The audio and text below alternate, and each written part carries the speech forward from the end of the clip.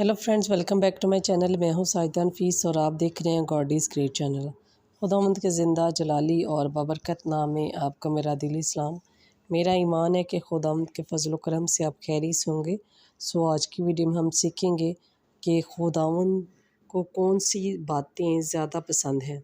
So video के अंत तक ज़रूर देखिएगा और अगर आपको मेरी वीडियो अच्छी लगे तो लाइक और सब्सक्राइब ज़रूर कीजिएगा ताकि आपको मेरी नेक्स्ट आने वाली वीडियो सबसे पहले मिल सके और आप अपने ईमान को खुदावंद पर और ज़्यादा मजबूत और पुख्ता कर सकें। सो चलिए चलकर शुरू करते हैं अपनी वीडियो को और सीखते हैं कि खुदावंद को कौन सी बातें ज़्यादा पसंद हैं और इसके हवाले से कलाम मुक़द्दस में हमें क्या दर्स मिलते हैं। बाप और बेटे और रूहुल कुद्दस के नाम में आमीन। तसल्लुनीकियों 5 बाब 16 ता 25 आयत तक कलाम मुक़द्दस में कुछ यूँ लिखा है, हमेशा खुश रहो, दुआ करना मत छोड़ो, हर बात में शुक्रगुजारी करो।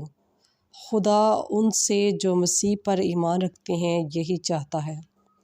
रूह की सुनने के मुंतज़िर रहो, सब चीज़ों को परखो, अच्छा रख लो और बुराइयों को दूर करो।